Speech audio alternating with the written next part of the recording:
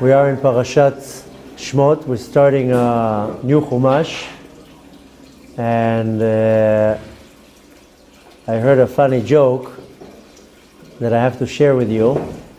That there was once an individual who had a very, very close to his heart. He had a donkey, and the donkey grew with him for many years, and he helped him, and they went through a lot together.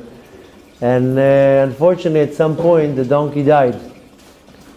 So he goes to the local rabbi, and he tells him, "Rabbi, my donkey has died, and I would like to donate in his name a nice donation for the synagogue, and maybe you can write something for the memory of the donkey." And the rabbi tells him, "What? I can't. What do you want me to do? Like, to make a memory for the donkey? It's an animal. I mean, we don't do that." He tells him, "No, Rabbi, you do not understand. This donkey was part of my family. For 20 years, he helped me in my business, and he was part of the family.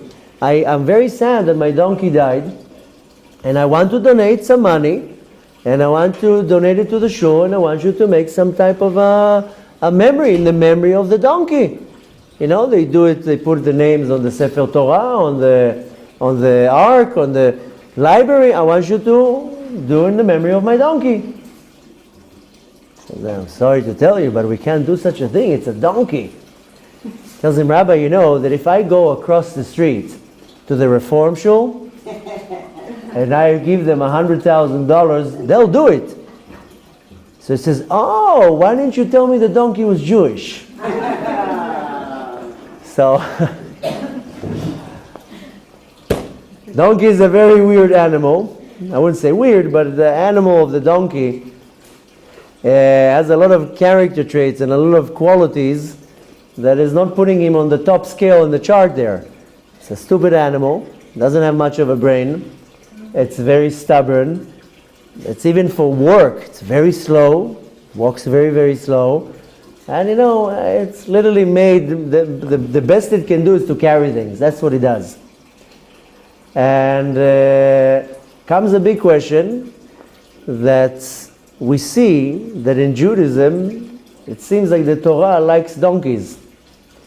And we see in this parasha that Moshe Rabbeinu is going to redeem the nation, and the vehicle of his choice is a donkey. And brings a big question. What's with the donkey? So, you know, Bechlal we see from the donkey, where do we everything in this world is expressed by its name. When Adam HaRishon was created, everything was brought in front of the Kadosh, in front of Adam HaRishon, and Adam HaRishon named it based on how he saw the godly revelation in the creation, and Adam HaRishon named it. So Adam HaRishon was brought, all the animals, all the vegetables, everything. And you know, the Kadosh Baruch Hu put a lion in front of him. He saw the godly revelation in, and he says, "Okay, this is Aryeh, this is a Gamal, this is a Ze'ev," whatever it is, all the animals of the names of the animals. Then when the donkey came, he looks at the donkey, and he says, "You know, I don't see much here. There's not much of a brain there. There's not much of anything. The only thing that I see here is something material, and the material in Hebrew is chomer." So he says, "There's a chamor. There's nothing there. It's just bones and flesh, and there's other animals you can train, and you can teach them to do things. And this animal you can't." So comes, of course, a question: why does the Torah like donkeys? We find many times stories with donkeys, but specifically in this week's parasha, Moshe Rabbeinu is going to redeem the Jews, and what is he taking with him? He's going to ride on a donkey. So I want to know, what's this thing with donkeys? Because we find also that Avraham Avinu had a donkey, Bilam had a donkey, and you know what? Mashiach is coming on a donkey. So, which I know, somebody told me not too long ago a funny thing. He says, "You know why Mashiach is not coming? Because he chose to ride on a donkey. It takes him so long. Donkey's going very, very very, very slow. I said, you know what, I think maybe Mashiach is just not happy with the vehicle he was assigned. Trump is getting a Cadillac. Vladimir Putin gets a Mercedes. Bibi Netanyahu gets, I don't know what, a Peugeot. And he gets a Chamor. Give him a Rolls Royce or something. Maybe he will come. Maybe he says, listen, I'm not happy with the vehicle. So we see that in this week's parasha, Moshe Rabbeinu is going out of Midian to save the day. He's going to Mitzrayim, and what does he choose to come down with? He takes his wife, he takes his kids, and puts them on a donkey. Why a donkey? Donkey is known to be an animal that walks very, very slow. Aren't you in a rush to go to Mitzrayim? I mean, Hashem just told you, listen, they had enough there. They're in exile for 210 years. They're under severe slavery there. Go there and get them out. You would think he would get a horse, an Arabian horse, and fly down there. You're going in a donkey that will go, you know, in a pace of like a kilometer every 10 hours. Now, Rashi asks about this donkey of Moshe Rabbeinu. Which donkey was it? Rashi says this is the donkey that Avraham Avinu had. You know the story we read every day that Avraham Avinu was told to go and sacrifice his son. Then he had to take a donkey with him. And it says, Vayashkem Avraham Baboker, Avraham Avinu woke up early in the morning and he took a donkey. Rashi says this is also going to be the donkey that Mashiach is going to come on. Which also brings a big wonder about this donkey. What's the deal with the donkeys? There is a Talmud, there's a Gemara that says that there was a certain individual, that he was the king of Persia, and he told to Shmuel Anavi, and you know why? I mean, there's an argument if it's Shmuel Anavi or Shmuel the Amorah, but nevertheless, he says there, you know why your Mashiach is not coming? Because your Torah says that he's going to come on a donkey. And the donkey is a very slow animal, and that's why he's not coming. So, you know, the prophet says that Mashiach is going to come on a white donkey. A few months ago, we were sitting on the porch, and we were talking with somebody about Mashiach, and as we're talking, somebody comes with a white donkey. A real white donkey. And we're sitting on the porch, and we're talking.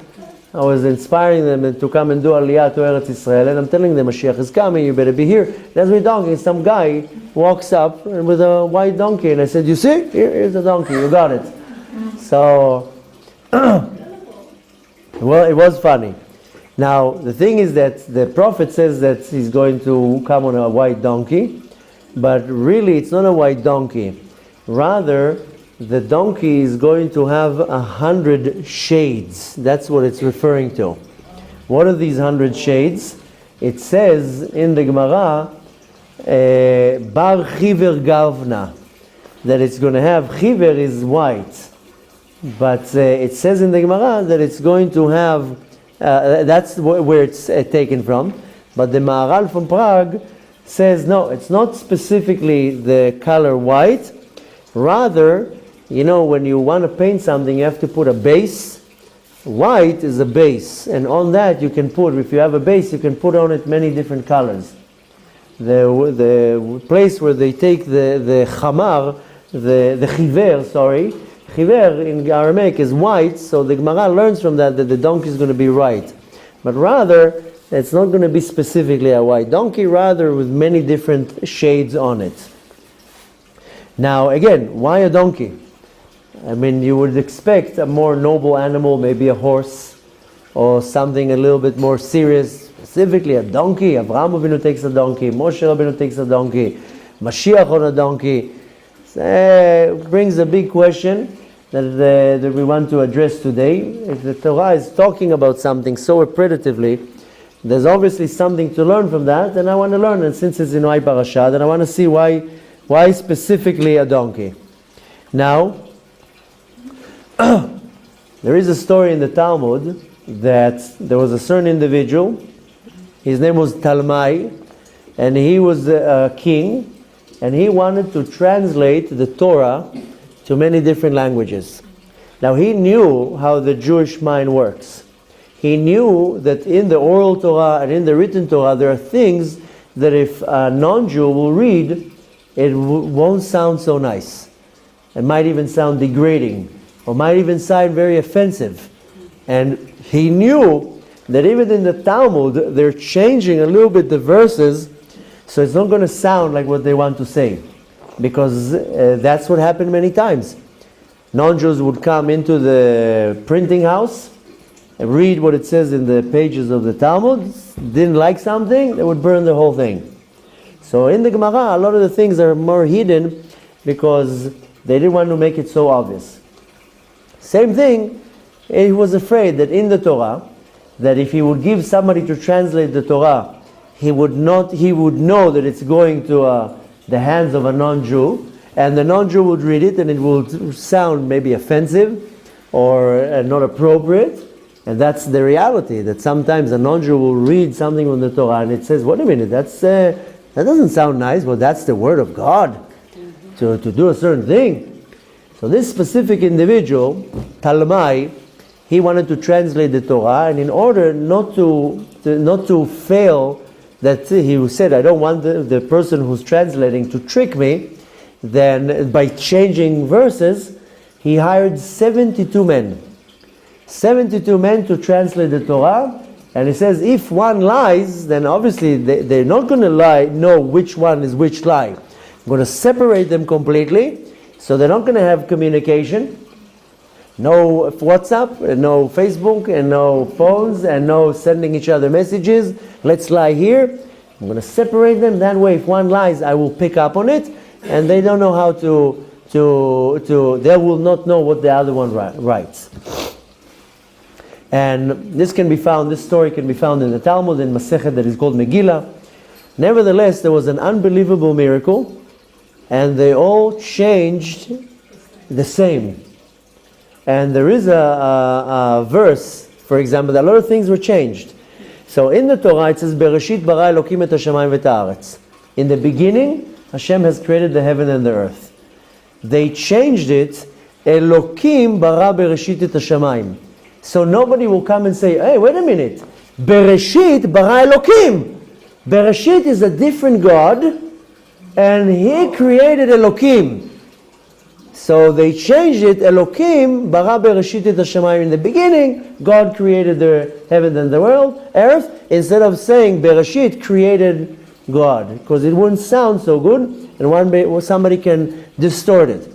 So there's a lot of verses that they changed, and the miracle was that they all changed the same things.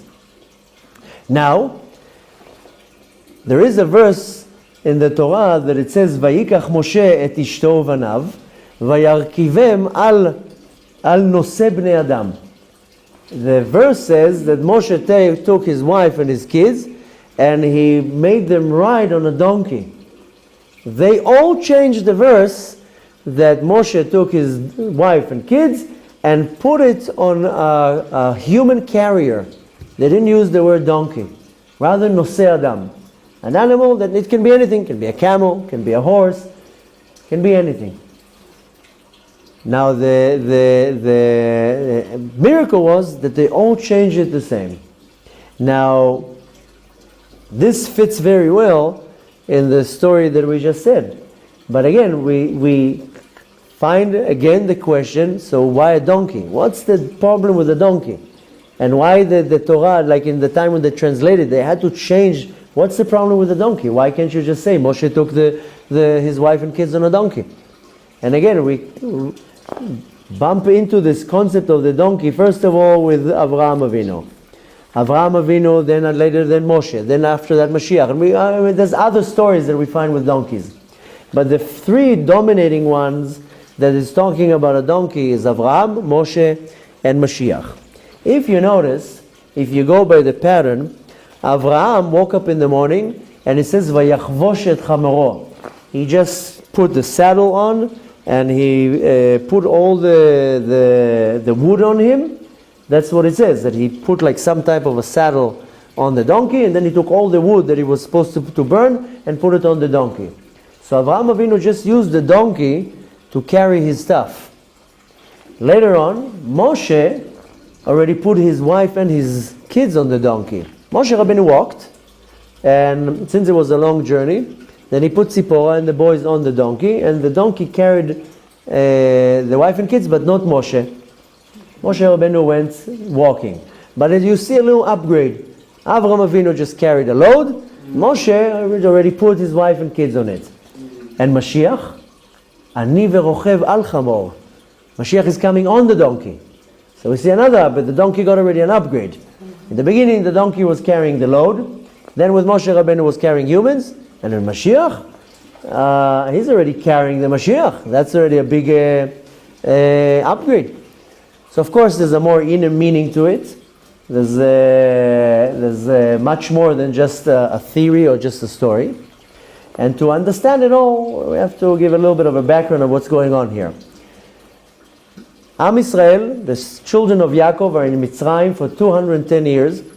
We just read the beginning of the parasha. Yaakov dies last week. Yosef dies. That's how we end the Chumash of Bereshit. And in this parasha, we see all the kids, they go down to Mitzrayim, and then also they all die.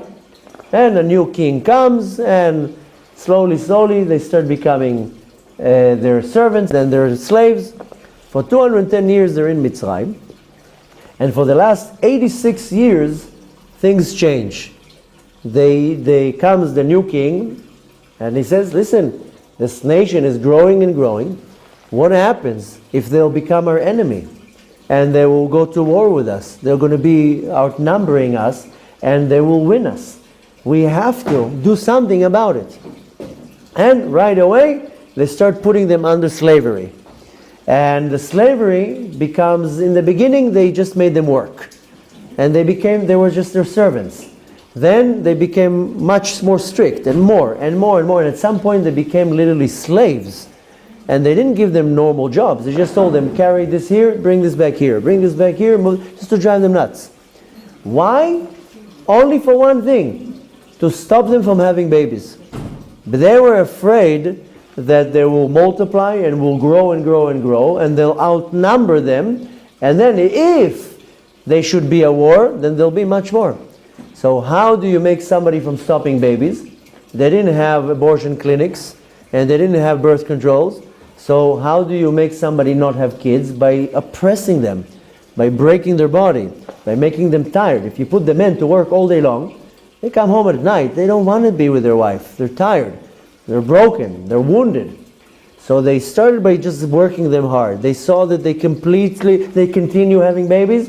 Kechol sheyanunu ken ifrotz. The more they put more pressure, the more babies they had.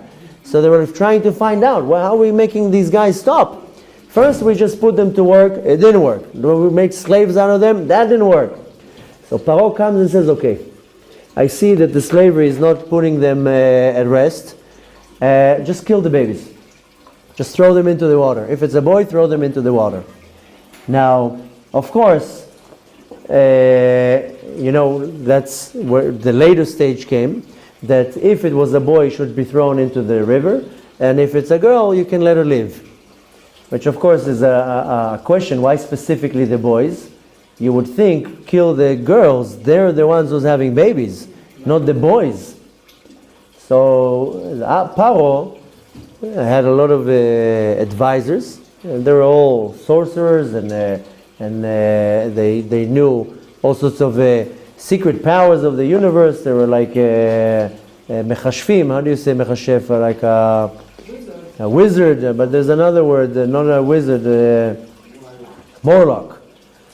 And so they knew to read in the stars, they knew all sorts of black magic, they knew how to, if you remember when Moshe comes in with a staff and change it to a snake, they were able to do that too.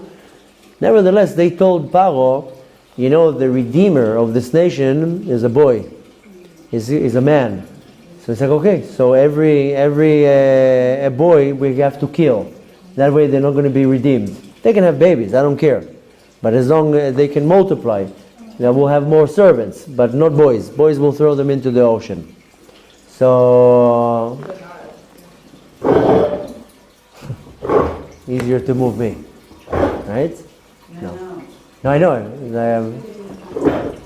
So, I'm saying easier to move me than the camera.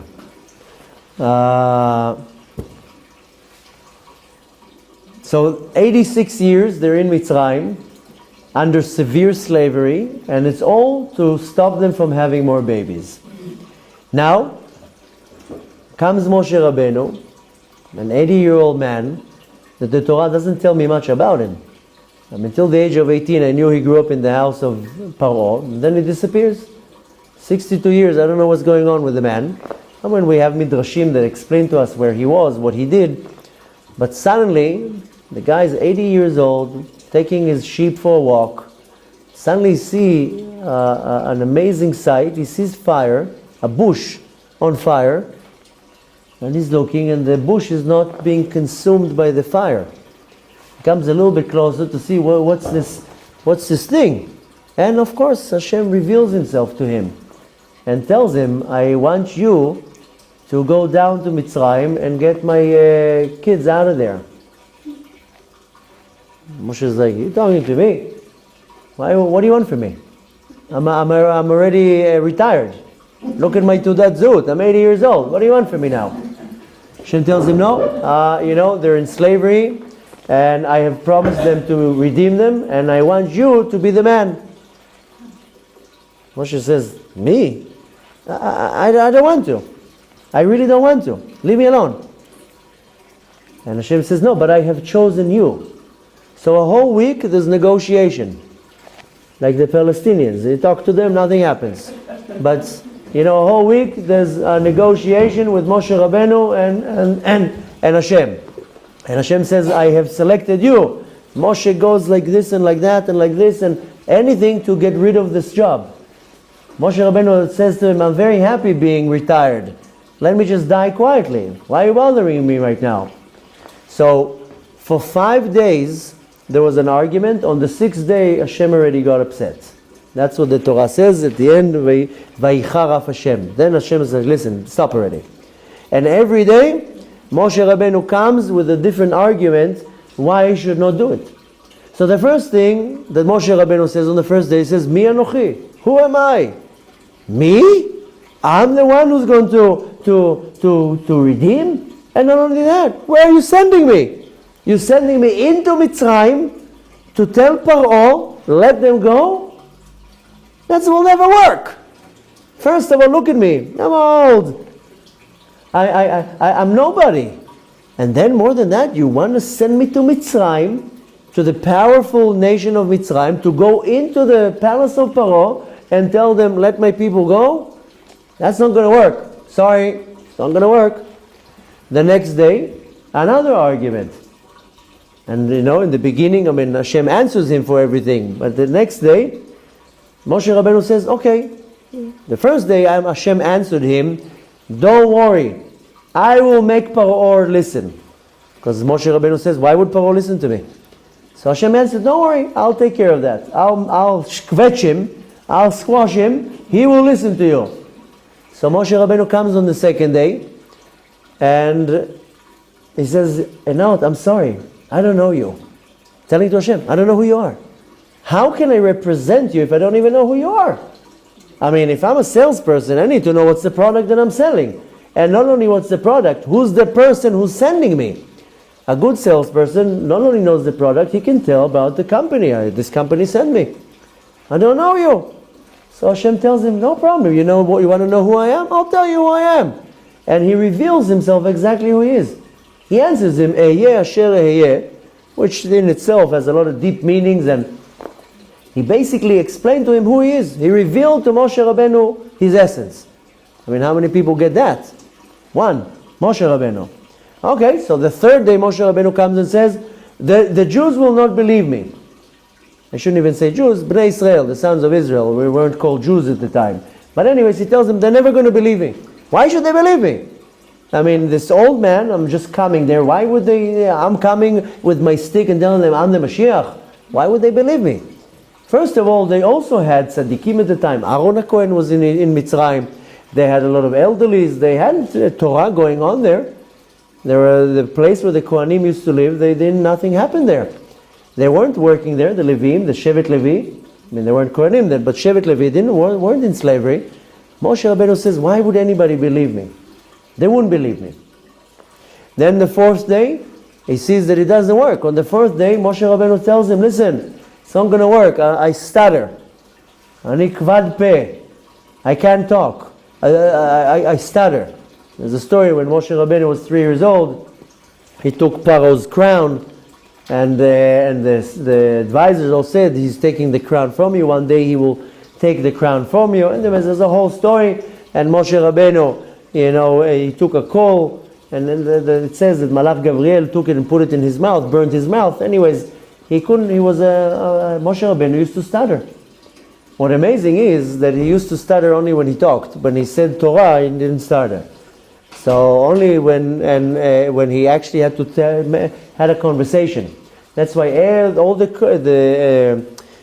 conversation with Moshe Rabbeinu talked to Paro in Lashon Kodesh, and Aaron translated it.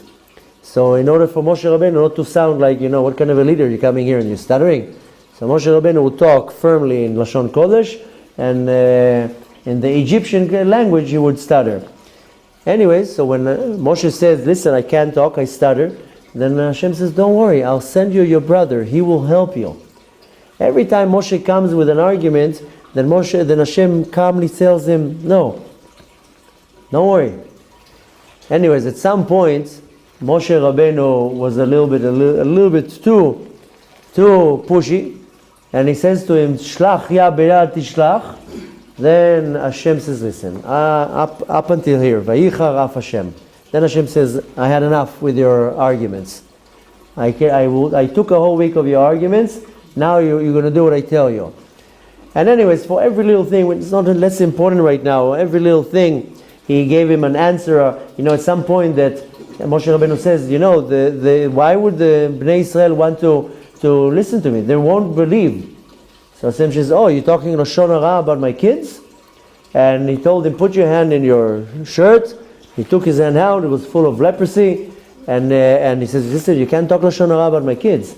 Don't talk bad about my kids. If you have an issue, that's your problem. But don't talk about them. Long story short, Hashem told him, listen, up until now, your answers, your argument had kind of common sense. You said you stutter, they won't believe you, Paro's not going to believe you. At some point, you don't talk sense here. That's what Hashem told Moshe Rabbeinu. What you're saying doesn't make even sense. There's a funny story that is resembling it, that the Baal Shem Tov had a student. He had many students, but the most dominating student was the Magid from Mazrij, who had a very big yeshiva in the city of Mazrij, and anyone who wanted to learn the teachings of Chassidut went to that city. And all these famous names that we learn in the world of Chassidut, they all went there. That generation, they all used to go from all sorts of places. There wasn't really a yeshivot that taught Chassidut. So all these famous names, like Rabbi Yitzchak from Bardichov, Rabbi Israel from Rozhin, Elimelech Milizhansk, Rabbi Zusha from Anipoli, all these names that we hear a lot, each one came from their city and they were named after their city. Levi Yitzchak, he came from Bardichov, so he was named as Levi Yitzchak mi Bardichov. Israel came from the city Rozhin in Poland, so he was known Israel from Rozhin. And Elimelech Milizhansk, Rabbi Zusha from Anipoli. Everybody got their name based on the city where they came from. But it was a very famous yeshiva. Whoever wanted to learn the teachings of Chassidut went there. One of the youngest students that came there is Rabbi Shneor Zalman Miliadi, who was known as the Baal HaTanya or the Admor HaZaken, the Alter Rebbe. But he was called there, we call him the Baal HaTanya or the Admor HaZaken, the Alter Rebbe. His name was Rabbi Shneor Zalman Miliadi. He came from Liadi. Anyways, he was the youngest of all the group. And one time, the Magid from Mazrij told the Baal HaTanya, Yom Kippur is coming up, and the Baal Tkiyah, the one who's blowing the shofar, is not going to be here. Can you blow the shofar for us? He says, listen, I'm very sorry, I can't help you here. Why can't you help me? He says, listen, I don't know all the kavanot of really what to think of to blowing the shofar. After all, it's your shul. I'm going to be blowing the shofar for you and all these giants, all these tzaddikim. I don't know all the meaning behind it, the intentions of the Tkiyat Shofar, or exactly what the Arizal is explaining. And The Maggid from us, he says, no problem, I will teach you everything what the Arizal says, all the kavanot, all the intentions, I'll teach you everything. A whole month he sits with him and he's teaching him all these hidden secrets behind the tkiyot. And after that, he tells him, okay, now can you litkoa b'shofar? Now can you be the one who's blowing the shofar on Yom Kippur? Baal HaTanya says to him, no, I still can be. He says, but I just taught you everything. He tells him, but I don't know how to blow the shofar. Now you taught me all the kavanot, but I don't know how to practically do it. So he tells him, now you're telling me that? You let me teach you all the kavanot, but you don't even know how to blow the shofar? Same thing here. Moshe Rabbeinu was trying to get all this information from Hashem. Who are you? I don't even know who you are. Why are you asking me who I am if you're telling me I don't even go? Don't ask me who I am. Don't ask me how things are going to work. So Hashem is like, listen, Ad Kan, Vayicharaf Hashem. Hashem got upset and says, listen, you're going to do what I tell you. Okay. Moshe is still arguing, and he sends Hashem to 2 addresses. I don't want to do it. Moshe says, I do not want to do it. I'm happy being retired. Moshe Rabbeinu sends Hashem to 2 addresses. First of all, he tells him, listen, I have an older brother. Go to him. It's more appropriate. I'm a younger brother. I'm 80 years old. Aaron HaKohen was at the time 83 years old. He tells, I have an older brother. Go to him. What do you want from me? Hashem says, no, I'm not going to Aaron HaKohen. So Moshe Rabbeinu came with another terutz, another address, and tells him, you know what? I'm not Mashiach. Tell Mashiach to go and do it. I'm not the Mashiach. So if you're going to have the Mashiach that will do the complete and final redemption, let him go into Mitzrayim and let him do it. There's not going to be 2 Mashiachim. There's only going to be 1 Mashiach. So Moshe Rabbeinu says, if you don't want to go to my brother, then go to the Mashiach. Let him do it. I don't want the job. Well, so of course, Hashem told him, no, you starting to pave the way to Mashiach, therefore you have to do it. You're right, you're not going to be the final Mashiach, but you start it. Now, this is where the secret of the donkey is lying there. Hashem answers to Moshe Rabbeinu, you know that this donkey is the donkey of Avraham Avinu. Now, just imagine what's going on here. Avraham Avinu is 100 years old. He waited all his life to have a child. Hashem comes and tells him, take this child and go and slaughter him. Avraham Avinu wake up in the morning, puts the saddle on the donkey, throws Yitzhak, and yalla, let's go, we're going. Didn't even ask a question. Not only that, Vayashkem Avraham Baboker, he woke up early in the morning. You're telling me to do something? Right away. We see it in many different places that Hashem has requested somebody to do something. Right away he did it. Not only that, not too far ago, we just learned that Yaakov sends Yosef to go and get the brothers when they went to Shechem.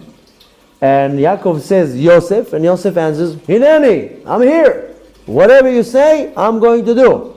How they say, your wish is my command. Yosef knew that the brothers hate him. Yosef knew that if he goes down to see them, they're going to do something bad to him. But his father told him, he didn't ask questions, he just said, Hineni, I'm here. Just tell me what you want me to do. And Moshe, the whole week negotiating, I don't want to, send him, send that.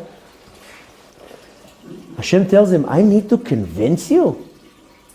I need to tell you what to do. I'm telling you what to do. I don't need to convince you. I told Avraham Avinu to go slaughter his child. He put him on the donkey and he left. He didn't put Yitzchak on the donkey, but he put the wood, put it on the donkey and left. I have to understand here.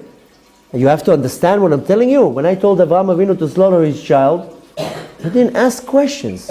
He took away right away what he needed and he left. So this is answering the first argument that Moshe Rabbeinu told him, they're not going to believe me, I don't know who you are, why would Paro listen to me, I'm stuttering. Hashem says, I need to convince you. I'm telling you what to do. There's not an option here. You know, in Hebrew we say, "Lo tochlit kebakashatcha." What do you think you're applying here? I want to do this.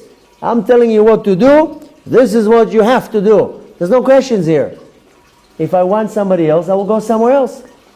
For the second argument that he told him, go to Aaron, tell Mashiach to come. Hashem answered to Moshe, you are Mashiach. You're not the Mashiach that will do the final redemption, but you are the one who's starting the redemption. You are paving the path of the redemption of the Geulah. You are Mashiach.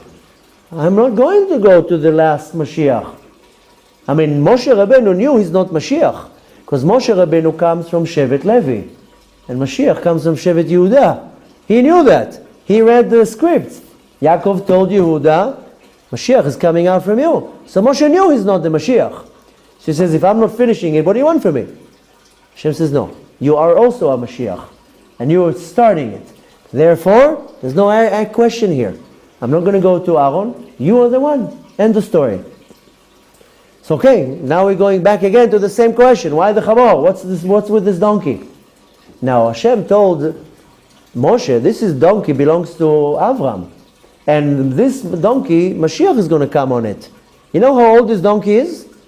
If it's Avram Avinu's donkey, we're talking about 400 years between Avraham Avinu to Moshe Rabbeinu. That's already 400 years. About 3,300 years from Matan Torah. This donkey is 3,700 years. He's gonna. That's no. Now wonder why Mashiach is taking his time. Can you imagine this donkey walking like, the 3,700 year donkey? He's not getting anywhere. But just how many stops he has to take. Now there's actually an opinion that says that this is the son of the donkey that was born Ben Hashmashot. In the Mishnah of the Tractate Avot, it's talking what was created in the twilight time.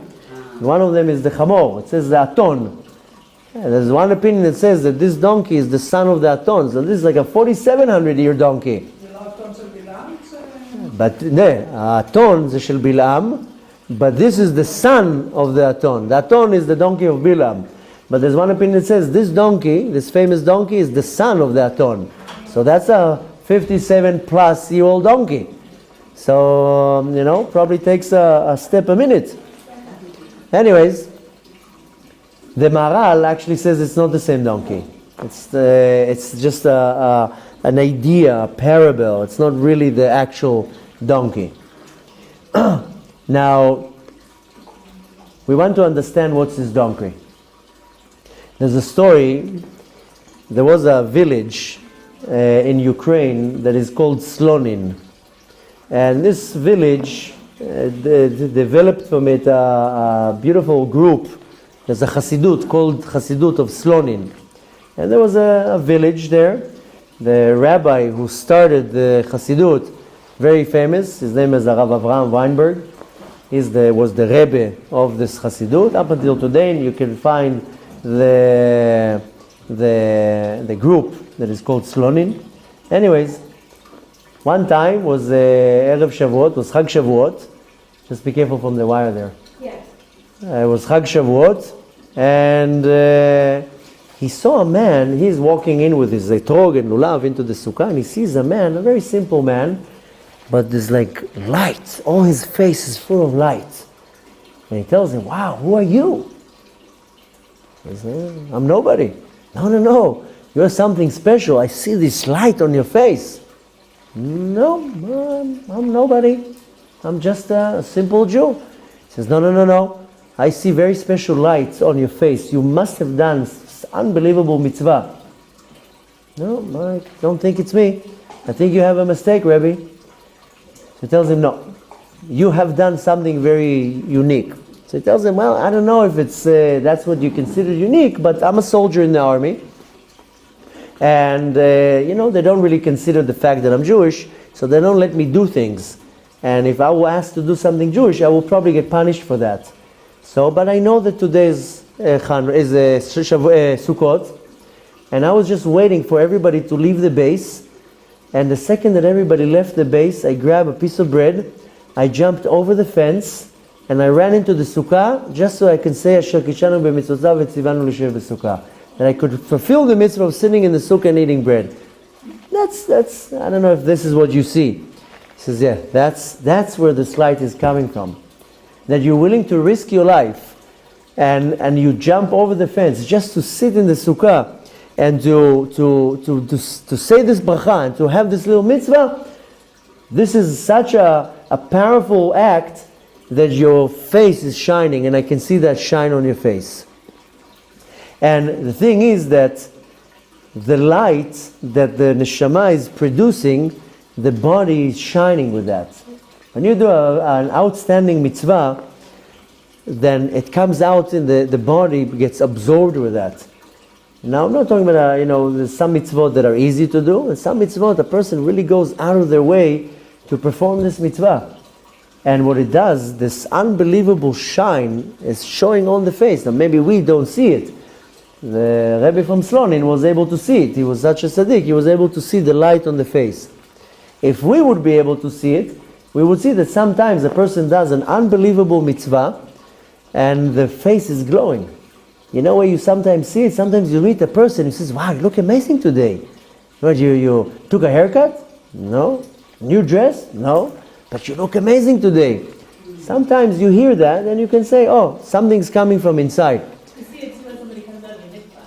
Yeah, when somebody comes out of the mikveh. I mean, sometimes you can see, yeah, you can see it on a bride, or you can, sometimes you can see on a person this glow, and you can understand from that the person did some unbelievable mitzvah, and it's shining in such of a way that some people are able to see it. Now, the body is chomer, it's physical, it's material, but and the body was created for this world, but the soul is eternal. The soul is spiritual. And our job in this world is to take the body that is physical and to sanctify the body and to elevate the body, to refine the body to become holy. And when a person does a mitzvah, doesn't right now which type of mitzvah, any type of a mitzvah that a person does, this godly light surrounds the body. The more powerful the mitzvah is, the more godly light will shine. And that's what happens when I do a mitzvah. When I do a certain mitzvah, now when the mitzvah is easy for me, okay, so maybe the shine is not that huge. But when I totally go out of my way, sometimes a mitzvah comes in my way and I don't want to do it. Somebody knocks on my door and I know, I don't want to talk to this person right now. He's going to take all my time, or he's going to ask me for money, or he's going to ask me to sleep on the couch. I don't have where to sleep, and I don't want to do the mitzvah. And sometimes, there's a mitzvah that is called achnasat orchim, to accept guests. When you have a 17-bedroom house, this is not considered achnasat orchim. Achnasat orchim is when you live in a studio apartment and the guest is sleeping on your bed. That is really achnasat orchim.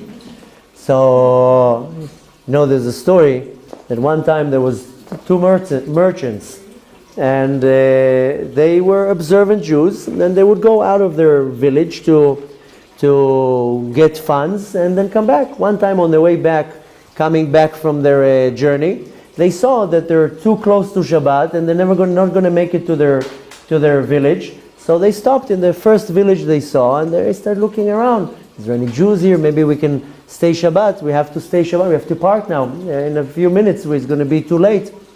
So they're walking around in the village, asking if there's any Jews. Nobody knows anybody. Towards the end, somebody tells them, go to the end, turn right, turn left. There's a little house there. There's a Jew there. They go there, they knock on the door. The person opens up. It's about an hour before Shabbat, and they tell them, listen, we're Jewish merchants. Can we stay here for Shabbat? He tells them, listen, I do have a room, but it's going to cost. Okay, no problem, we have money. He tells them it's going to cost you 10,000 ruble. 10,000 ruble? It's like $100,000. What? Listen, that's my price. You want it? Take it. Not, go spend Shabbat in the field. Okay, they say, okay, I guess, Shabbat is Shabbat, and we'll take our money that we have, and probably this whole trip was to spend for this Shabbat. Now they walk in, and now they spent a lot of money. Now they're like, okay, we spent a lot of money, let's get our money's worth. The whole Shabbat, bring us warm water, bring us more food, change the sheets, give me another towel, massage my back. They were driving him nuts. The whole Shabbat, they wanted to get their money's worth. Comes the end of the Shabbat, they say Shabbat Shavua Tov, they leave. As they're leaving, same story like with Binyamin and Yosef, they open the bags, they see the money's in the bag. Oh my gosh, what happened here? Maybe he's framing us like what Joseph did to Binyamin. They turn around, they come to his home. We found the money. What happened? He tells them, I don't need your money. What do you mean you don't need our money? You told us that's your price and you were firm about the price. He says, I don't need your money. So they ask him, so why did you ask for money? So he says, listen, I wanted to take you as guests. But if I would just invite you into my home, you would be shy. You would be sitting in the room quietly. You wouldn't want to ask for food. You wouldn't even bother me. You wouldn't want to be in my way. What kind of achnasat orchim is that? Once in a blue moon I get guests to come. I need to have real achnasat orchim. So I told you to pay me a lot of money, and you saw, you made me work for you. So I served you, and I catered you, and I cleaned you, and now take your money. I don't need your money. I just wanted to do the achnasat orchim the right way. So when you have a 17-bedroom mansion, this is not considered achnasat orchim. Achnasat orchim is that when you bring somebody into your home, and you really don't want to. The more powerful the mitzvah is, the more the light that surrounds your body shines. But that's what happens. And why do we use specifically the word donkey? The word donkey in Hebrew is chamor. Chamor comes from the same root of the word in Hebrew, chomer. Chomer is a material, something physical. And these three individuals that we spoke about, Abraham, Moshe, and Mashiach, they, so to say, took care of the material. They were able to break and refine the material. That's why specifically these three had to deal with the donkey.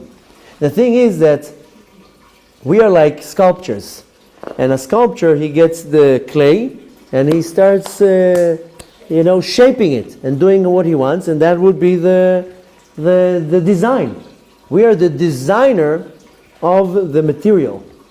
So we are all called pasalim, sculptures. Hashem gives me material, chomer, and I have to now shape it. When I was a little kid, that's what we used to do in school. We had an arts and crafts class, and we used to get clay, and everybody would do something. One person would do like a funny looking image with like 2 ears and a nose, and they'd say, that's my mother. And each one would do something. One time I did this, person makes a cup. Do whatever you do. You be creative. That's what they used to do. I was in second grade. We used to get clay, mix it with water, and kvetch it, and make a plate, make an ashtray, make this, make all sorts of images. We always had the guy in the class that used to make all these funny things and say that this is you, I made you, and all sorts of things sticking out.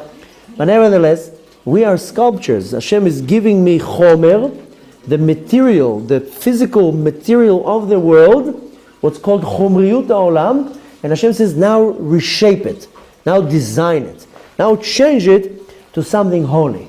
This is called to refine the world. Specifically, Abraham, Moshe, and Mashiach, they had to go through stages to refine the material of the world. We have to do the exact same thing. We have to take the material, and instead of being a slave to the material, I have to take the material and refine it and elevate it to something spiritual. That's why in the beginning of the parasha, it says that they made the slaves work hard. How? Bechomer uvenvinim. Chomer is the material, and levenim is bricks. Very heavy, very physical. So I have to take the material part of the world and to refine it. That's why it had to go through 3 stages. The first one was Avraham Avinu, and what did he do? Lachvosh et hachamor. Lachvosh means that he put the saddle, and you take the saddle, there's like straps that you put underneath the belly, and you how? Cinch.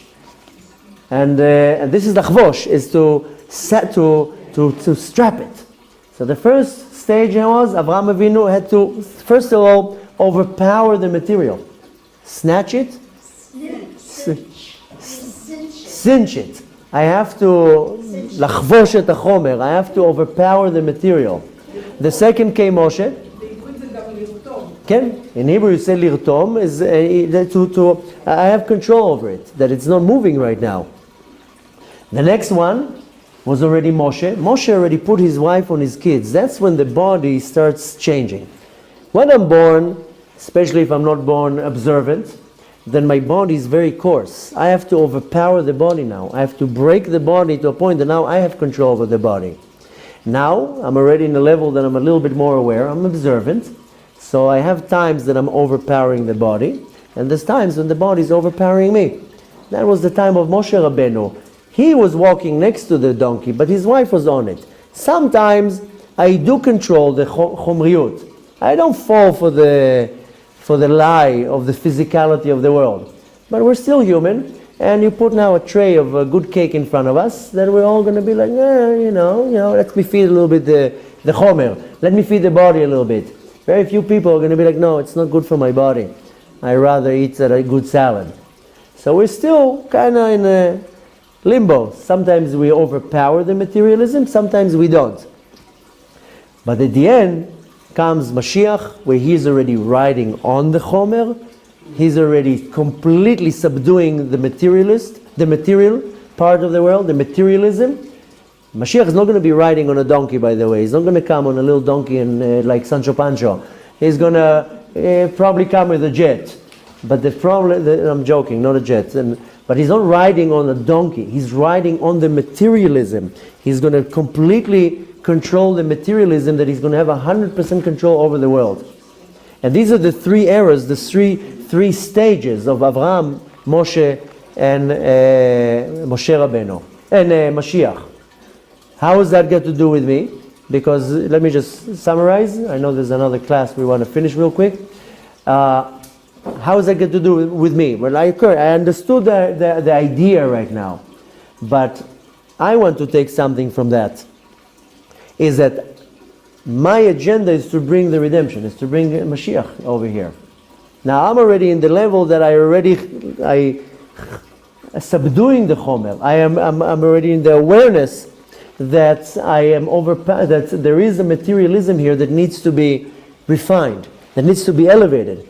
So I put tefillin from leather, and I put tzitzit from a wool, and I have an etrog, and I have a sukkah, and I already am aware that I have to take the physicality now and refine it and to elevate it.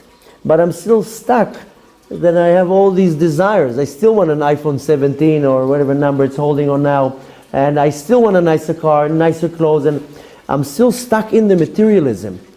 And I need to refine it in order for Mashiach to come and completely override the materialism, so he will be able to overpower it. The only thing that I need to do here is to just know how I need to elevate and to refine the world.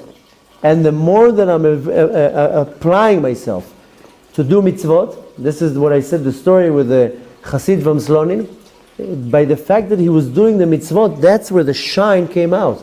When I'm busy performing the mitzvot, and specifically the physical ones, a lot of people say, why all this mitzvot? I'll be honest, I'll be nice, I'm not going to lie, No, you have to be involved specifically with the physical mitzvot, because that's how you refine the materialism. That's how you elevate the physical part of the world in order to bring it to a state that Mashiach can come and completely override the chomer, to bring us to a level that I can actually see the godliness in the material. Right now I don't see. I see the materialistic part of the world. Mashiach is going to be able to completely overpower it, that I'm actually going to see the godly revelation in the physical world.